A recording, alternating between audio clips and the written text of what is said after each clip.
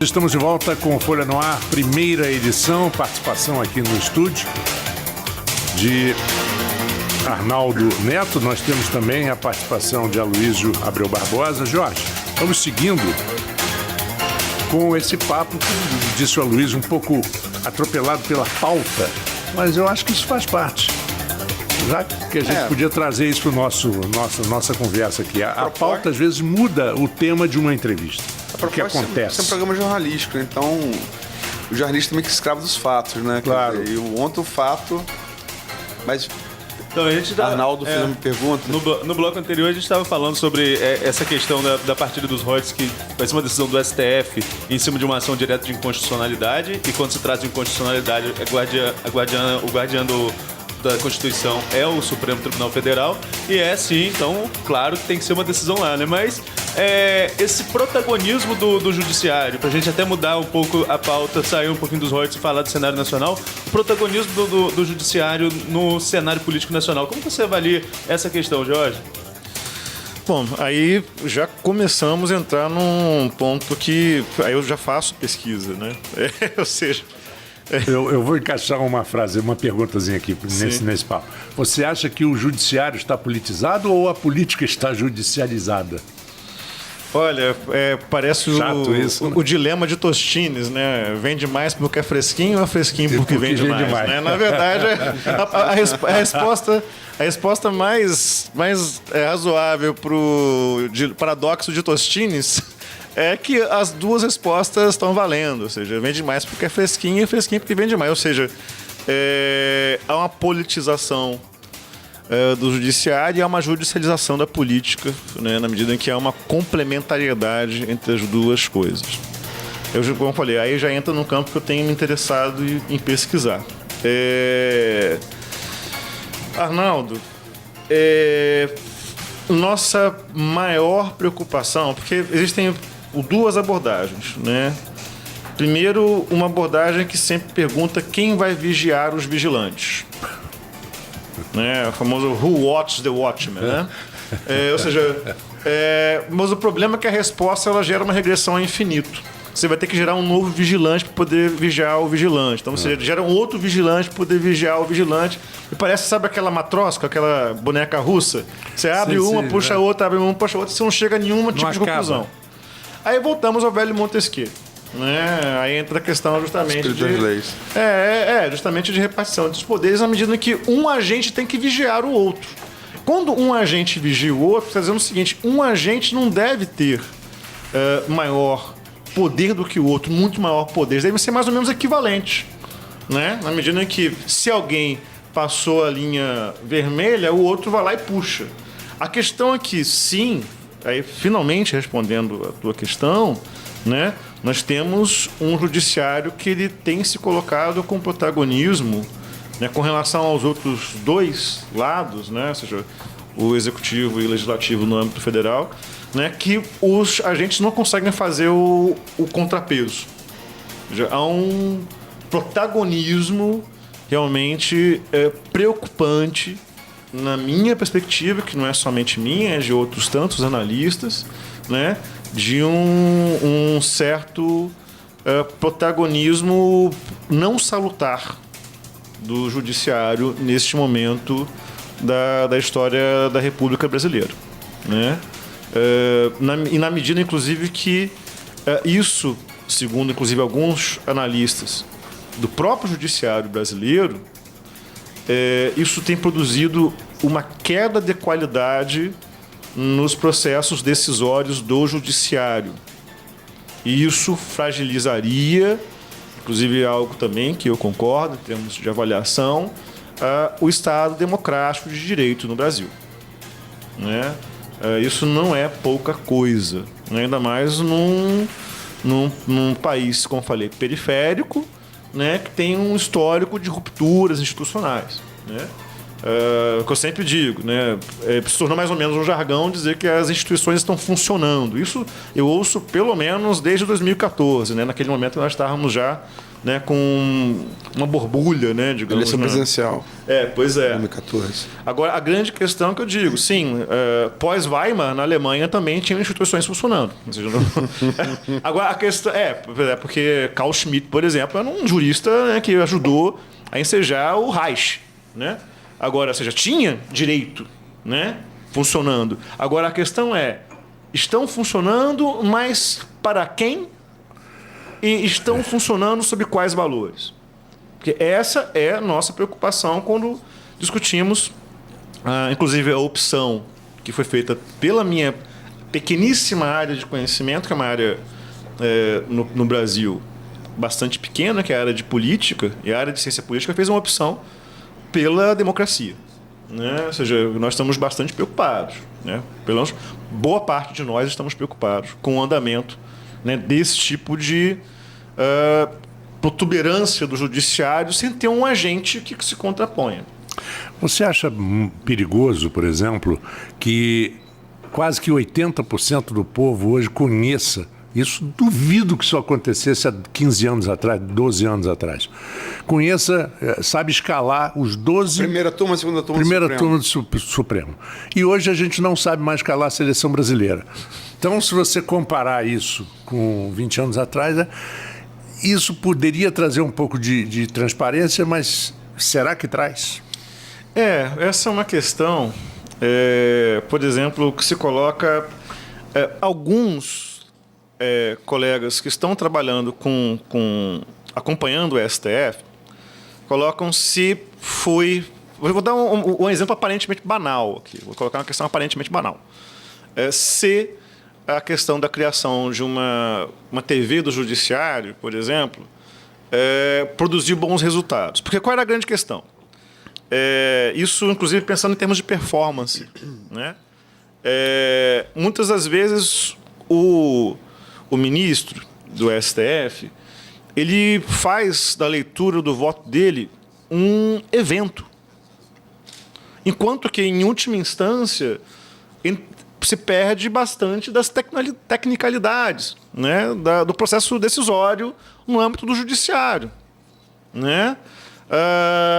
E muitas vezes, inclusive, estou tentando lembrar o nome do colega da USP que está fazendo esse tipo de acompanhamento do STF, que grupos que estão tentando acompanhar de forma mais próxima a isso. Mas, estranhamente, que era bastante comum antes de ter, por exemplo, uma projeção espetacular do funcionamento do STF, era muito comum o ministro meramente acompanhar o voto do relator e ponto. Hoje, se você fizer isso, é tido como uma espécie de pequenez e mediocridade intelectual a priori. Ou seja, o cara ele é uma besta porque ele acompanha o relator, ele não está fazendo do voto dele um espetáculo em si. Né? E isso é bastante preocupante. Né? Voltando à questão que aí sim eu estava colocando mais cedo, na questão do Arnaldo, me parece que nós devemos nos preocupar com a qualidade do nosso judiciário. A qualidade dos processos de decisão, na medida que todos os cidadãos, inclusive nós que estamos aqui nessa bancada, em dado momento podemos precisar. Né? Ou seja, nem que seja por egoísmo, devemos pensar na qualidade do judiciário. Né?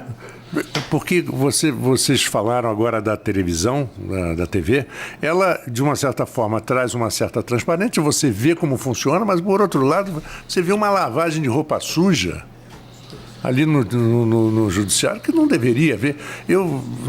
Aquele ministro Barroso falando do ministro Gilmar Mendes, o senhor é uma bilis. Psicopatia com pitadas... Não, como é que é? O senhor, com pitadas de mal, psicopatia. Psicopatia. E eu ouvi aquele... Não, um atraso com pitadas de psicopatia. Bilis pura. O senhor odeia o mundo. O senhor tá... E aí teve aquele outro que disse para ele que o senhor não está lá em Goiânia, sei lá de onde ele é, com os seus capangas, isso, aquilo. Então, isso aí... Você já teve Marco Aurélio desafiando Joaquim Barbosa para um duelo. Exatamente. Já teve isso. Só faltava entrar aquele sujeito com as armas. Pena que não temos mais duelo na sociedade, porque eu queria chamar você para duelar comigo, quer dizer, é um negócio... Essa é uma questão, inclusive, que eu queria aproveitar, poder trazer uma reflexão que eu ando colocando, ou seja, vender um peixe, né? Que é o seguinte, que é algo que eu estou tentando desenvolver, que há uma perspectiva, uma hipótese de que há um maior interesse do cidadão brasileiro com relação à política, isso como algo nunca visto, né? Inclusive o que envolve também o judiciário, né? Como você mesmo colocou, né? O cara sabe, às vezes, mais, né, dos membros do judiciário do que da própria seleção brasileira, né? Inclusive, não obstante os deméritos da própria seleção. Muito bem colocado. Isso é papo de botafoguense.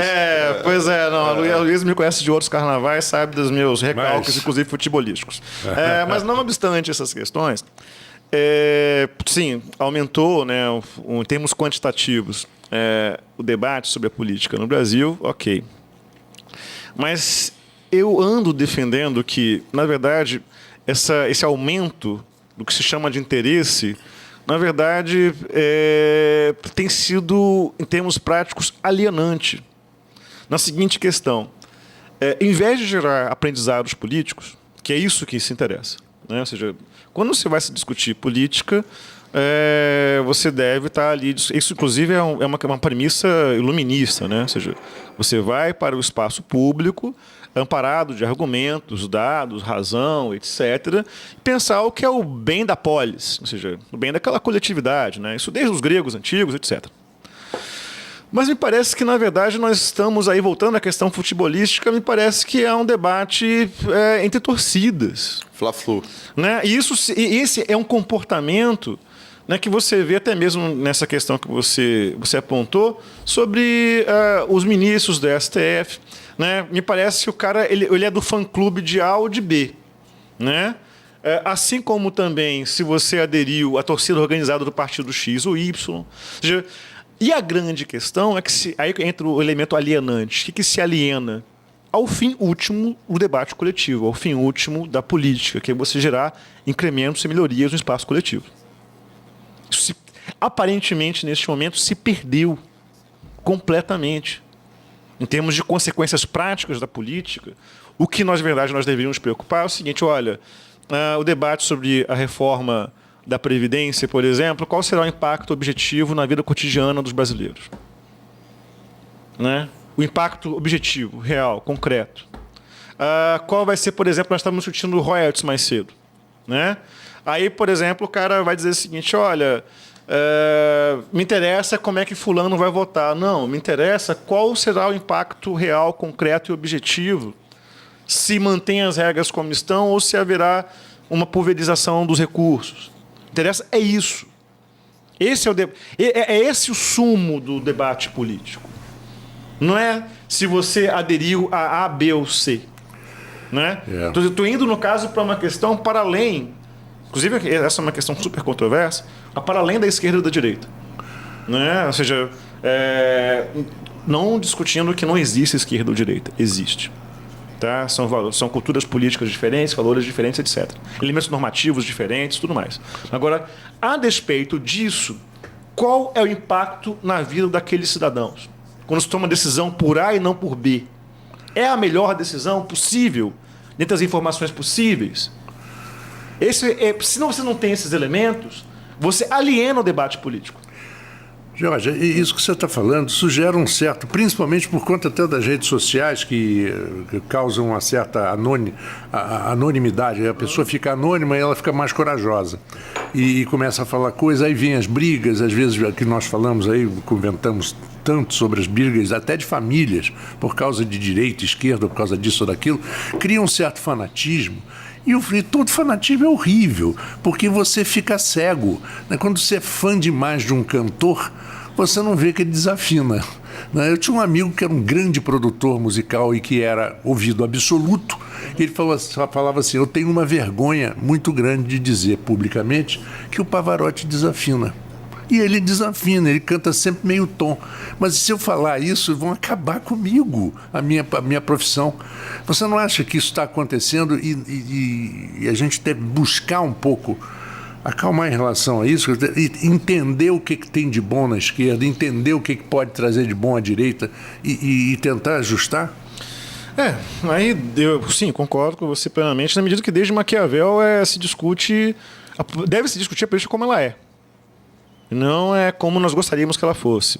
Né? Ou seja, o que nós chamamos de wishful thinking, ou seja, aquele pensamento, né, exagerado em torno daquilo que você gostaria que fosse o real, que você gostaria que fosse aquelas pessoas, muitas vezes produz muito mais tragédias, né, do que bons resultados. Né? Agora, o que eu estou dizendo, concordando inclusive com você, Marco, é o seguinte: me parece que há, na verdade, um empobrecimento. Essa, inclusive, é uma hipótese que eu acho que até o Aloysio, que já tem a agrura de me ler, mais ou menos de forma próxima, há uns 2 anos ou 3 anos, né? É uma hipótese que eu coloco há bastante tempo, que há um enfraquecimento bastante substantivo da nossa opinião pública, né? Não houve um enriquecimento da nossa opinião pública, e isso é trágico, na medida em que o que eu estou chamando aqui de opinião pública, que é esse conjunto, né, essa algaravia, né, esse conjunto de debates que nós estamos fazendo, diferentes posicionamentos, né, se eles não são ricos e nutritivos, nós não teremos uma ação política rica e nutritiva. À medida que uma coisa informa a outra, entendeu? Ou seja, a ação e reflexão, e a reflexão sobre a ação, né? Ou seja, isso gera consequências que me parecem bastante deletérias. Para a própria democracia, que nós estamos discutindo qualidade de democracia aqui o tempo todo. E a democracia que nós percebemos, né, ela não é um fato consumado, ela é um aprendizado constante. Isso, inclusive, foi algo que se perdeu espantosamente depois de 88. Né? Nós achávamos que era uma questão consolidada, era um fato consumado, né? Mas que, na verdade, nós percebemos, olhando, inclusive, que nós estamos acompanhando, que há um déficit de aprendizado democrático no Brasil que nos deve preocupar a todos, senhoras e senhores que estão ouvindo. Ô, Jorge, ontem eu saí tarde, para variar, tarde do jornal, eu cheguei a casa, não estou com TV fechada, estou com TV aberta, coisa que eu não assistia há muito tempo, e assisti o Bial entrevistando um bloco só depois de dormir, graças a Deus consegui dormir, entrevistando o Olavo de Carvalho. E nesse bloco que eu assisti, o Olavo coloca que ele não tinha dúvidas que o Brasil precisava de um candidato conservador. E ele fala que isso não só nessa eleição, mas que se tinha vergonha de se colocar um candidato conservador na disputa, que as elites não queriam um candidato conservador, mas que ele não tinha dúvida que, assim tivesse um candidato conservador, fosse ele quem fosse, seria eleito, como foi o caso, com ideias conservadoras, como foi o caso do Bolsonaro. Eu te pergunto, nessa análise breve, nesse resumo da análise do Olavo que eu te passei, se você concorda com ele, ou se o Bolsonaro a eleição do Bolsonaro é fruto de uma sucessão de casos na política que ficou aí quase 30 anos, digamos assim, sob controle do centro-esquerda e esquerda brasileiro. Olha, Bom, na verdade, há um lastro de candidatos conservadores no Brasil há bastante tempo. A história republicana brasileira tem uma série de nomes, né? Vide, né, Lacerda, vide Jânio Quadros. Só fazer uma adenda, ele fala isso de 88 para cá. Pois é, o Fernando Collor, né, que aparentemente ele tinha uma agenda, né, uma agenda moral. Acho que eu, que tenho meus 41 anos, né, me recordo, né, talvez parte dos ouvintes também se recorde, do Caçador de Marajás, ou seja, uma agenda, né, higienizadora, digamos assim, né, do espaço político, etc. Já, E logo quem, né? Pois é. Logo quem? Pois Fernandinho. Pois é. Sniff. Fernandinho do Hipopótamo. Inclusive, me parece que o próprio Olavo também ignora uma figura importante para o discurso extremo de direita no Brasil, que foi o Enéas. Sim, né? Como se ele não tivesse existido. Né? Enfim. Bom. O próprio Bolsonaro fala no matéria eu vi do antagonista. Sabe qual é a diferença para Enéas? Ele vai pegar o iPhone, isso daqui, ó. Pois é, né? Ou seja, o Enéas tinha uma outra forma de se comunicar, até porque eram outras tecnologias de comunicação. Sim. Mas que foi um cara absolutamente eficiente, Né?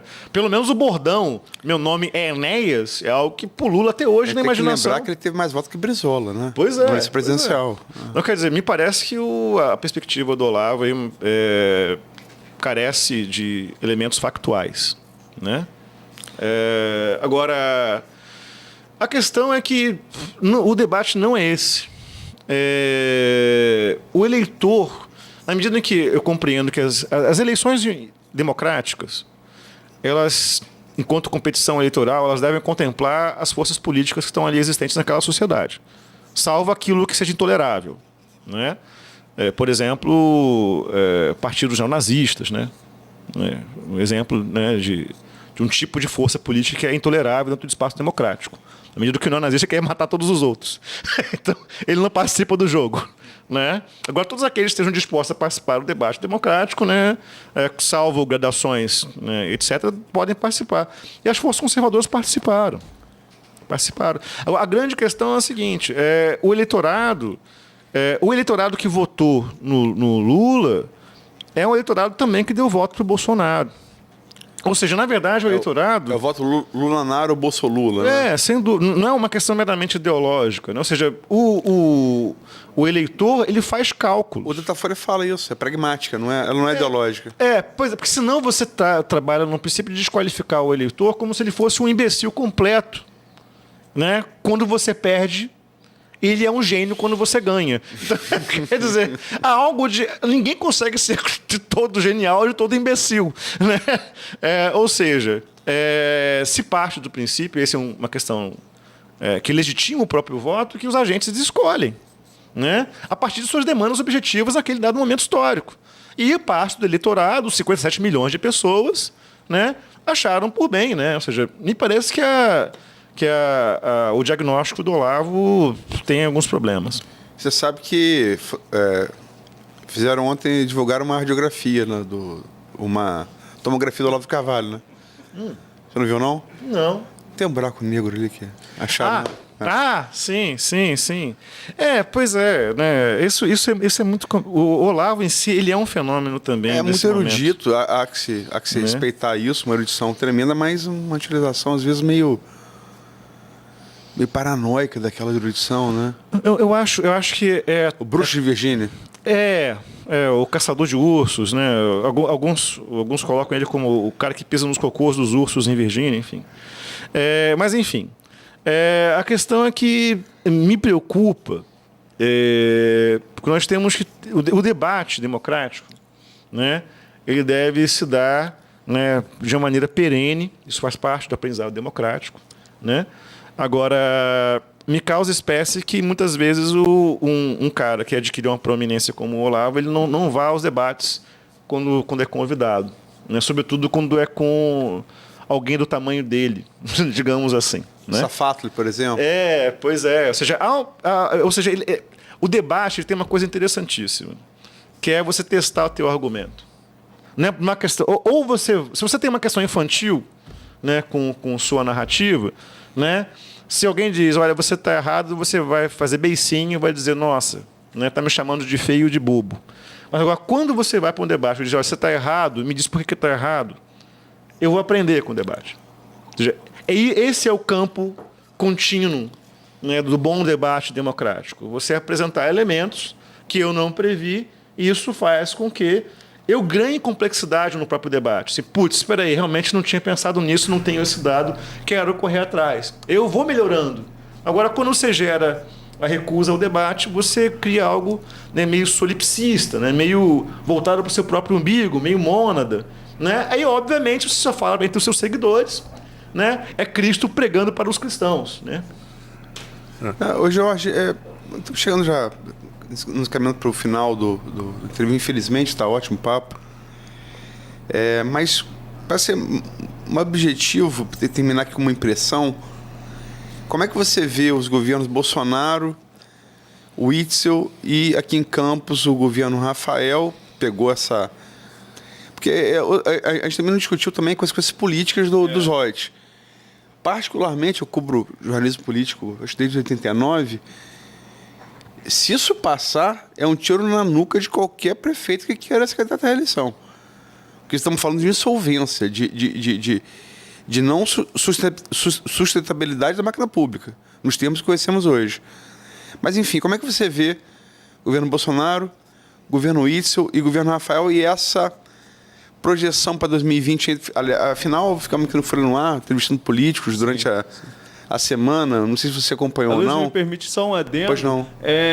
Além da análise, queria que o Jorge falasse como que a avaliação dos governos Bolsonaro e Witzel, diante dos fenômenos que os elegeram, pode influenciar também na eleição municipal de 2020. É muita pergunta para Jorge. vamos lá, Jorge. Como é que você...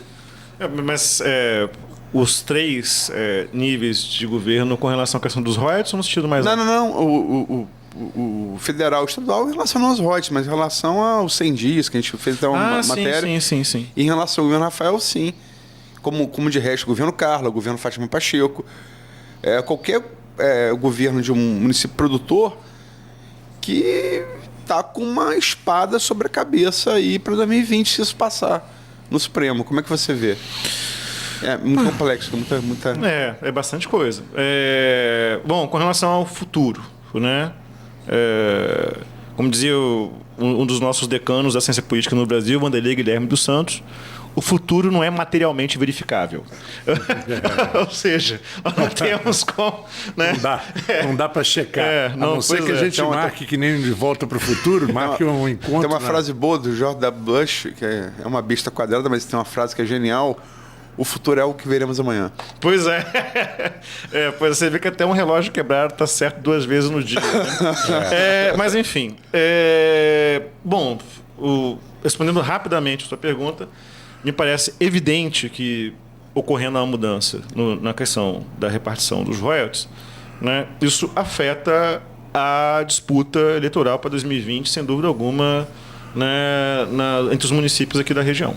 Né, na medida em que o cenário se modifica, isso pode fazer com que determinados agentes saiam da disputa, na medida que é uma concorrência eleitoral, e outros se interessem. Né, na medida em que tudo muda. Né, em termos estruturais, tudo muda. Agora, com relação obviamente, eu me coloco, pensando mais adiante, a questão do governo do Estado do Rio. O problema, ele aumenta em densidade, profundidade e complexidade sem os royalties. Né? Sendo que já não é pouco o que há para o Estado do Rio neste momento. Né?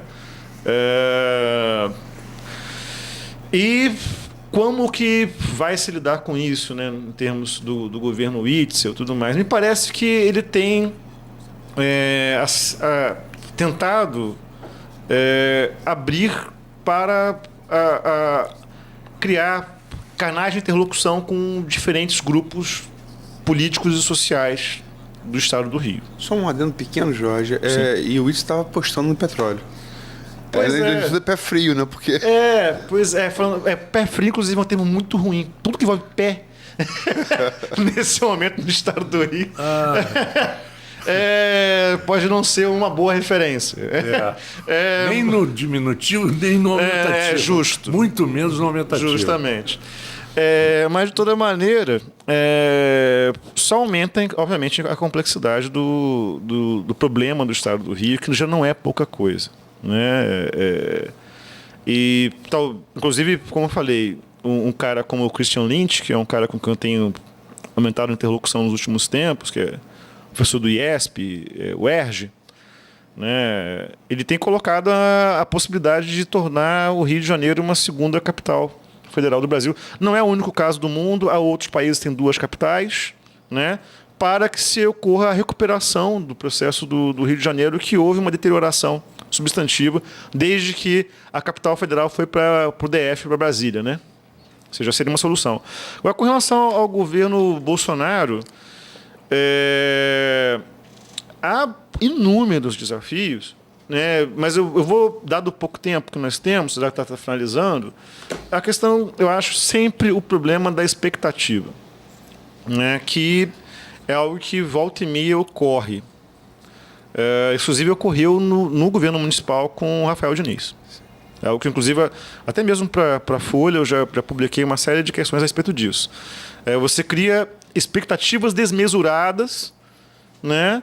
Uma espécie de... Isso é muito curioso, né? Porque a eleição ela tem um caráter quase antropológico, um ritual de tentativa de refundação de uma sociedade. Tá? As eleições elas são muito mais do que mera eleição. Mera questão de colocar o voto ali. Senão, se não fosse isso, as pessoas não comemoravam depois nas ruas, não faziam festas, churrasco, etc. Quando o seu candidato ganha. Já há uma expectativa muito grande. A grande questão é que muitas das vezes as expectativas exageradas elas geram frustrações proporcionais. E isso gera, em consequência, um processo de corrosão da legitimidade daquele governante, né? Que é sempre preocupante. Fora os problemas, né, de interlocução do próprio Jair Bolsonaro com o legislativo brasileiro nesse momento. Enfim, o governo Bolsonaro mereceria, obviamente eu coloco como sugestão de pauta, programa à parte. É um programa para ele. Né? Porque são muitos elementos em 100 dias. É uma coisa impressionante. Mas assim, bem, passando, tem que concluir algumas coisas do governo Bolsonaro. Quer dizer, você tem um governo multifacetado. Você até falou isso, mosaico, é uma frase sua. E é um governo multifacetado. Você tem a face dele do agronegócio, no Ministério da Agricultura. Você tem a face olavista, que é o Ministério das Relações Exteriores, e da Educação, antes e depois, mudou muito esse perfil. Você tem a face política, que é o Onyx Lorenzoni, né? Você tem a face da justiça e segurança, que é o Moro. E você tem, é impressionante, eu acho, a face militar, que parece ser a mais equilibrada. Isso Sofiati colocou também nessa análise dos 100 dias. 100 anos é ótimo. Dos 100 dias do governo. A face me parece a mais equilibrada, mais... Tem o Mourão fazendo aí meio que tipo uma antítese do Bolsonaro, claramente. Quer dizer, se Dilma falou que Temer conspirava, quer dizer, o Mourão tá batendo o Temer, né? Olha, e eu te digo, para poder aumentar, acho menos o Arnaldo, mas o restante de nós já tem alguns cabelos brancos, mas eu vou aumentar a quantidade de cabelos brancos. Você está muito economizando muito em relação a mim. A gente ter cabelo já tá na vantagem. Não, isso eu também concordo. A gente tem ainda, né, os heróis da resistência, digamos assim. Mas a questão é a seguinte. Eu já tive alguma proximidade com as Forças Armadas por uma questão até mesmo de inserção acadêmica. E eu te digo que entre os militares eles não são uma coisa só. Tá? Também entre eles há perspectivas que eu chamo...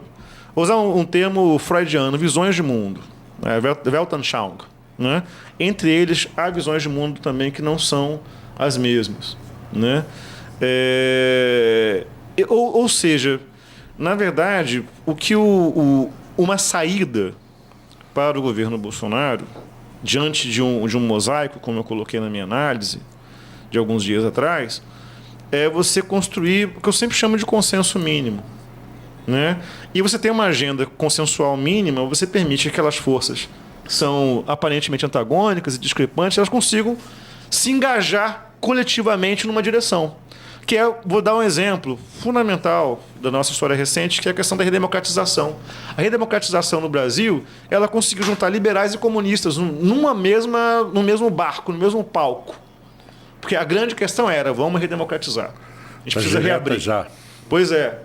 Ou seja, você conseguiu criar um amplo espectro de alianças em prol de um objetivo determinado com agentes que não tinham a mesma agenda. Mas aquela agenda se tornou única. No caso de governos que são muito fragmentados, se você não tem uma agenda muito clara, as forças são centrípedas. Né? Na verdade, elas vão saindo do centro, na verdade, e vão dispersando. Né? Não há uma força centrípeda que junte todo mundo numa mesma energia. Né? Então, há uma possibilidade, sim, de ter rupturas, né, bastante traumáticas dentre aqueles agrupamentos. À medida que eles têm agendas, muitas delas que são profundamente discrepantes. Mas eu falo dos militares só para ser um pouco... Eu não falo, lógico, da classe militar como um todo, mas assim, eu falo do general Augusto Heleno, eu falo do general Santos Cruz, falo do general Vilas Boas. eles me parecem ser, e talvez a face política desse generalato de pijama, que já são oficiais da reserva, me parece ser o Mourão. Mas essa surpresa de ter os militares como um elemento de equilíbrio e não de polarização. Mas é que está a grande questão, Luiz. Não é surpreendente no seguinte aspecto. Se você considerar, não obstante a história dos militares, né, no século XX, inclusive que envolve o tenentismo e que envolve também o golpe de 64... Desde o final do século XIX envolve Canudos, né? Mas houve um processo de profissionalização das Forças Armadas. Ou seja, os militares são servidores federais. Inclusive, como eu estou na parte civil e estou na parte militar. Né? Isso é curioso. A ideia de que, ao invés de você criar um pai que não ouve, que não teve, na verdade você tem um profissional que vai administrar, né, as questões e demandas que estão ali colocadas. Ou seja, por isso que há uma moderação. Né? Ou seja, há um processo de profissionalização, inclusive dos altos escalões, né, em diversos caminhos, Escola Superior de Guerra, etc. E também nas pós-graduações, estricto sensu, das federais, né, que também acompanharam bastante coisa ali, fizeram bastante coisa ali. Isso profissionaliza. Eles são agentes tecnocratas. Não são somente o cara que vai ficar empunhando baioneta, salvacionista. São tecnocratas. O cara vai tentar adequar meios e fins administrativos para poder chegar a determinado objetivo. Né? Então, não é de todo, para mim, pelo menos, o que causa espécie, que ainda tem uma imagem dos clubes militares, aquela coisa mais exacerbada, etc. Mas houve uma profissionalização das Forças Armadas que não pode ser descartada. E isso implica, sim, nesse tipo de elemento moderador.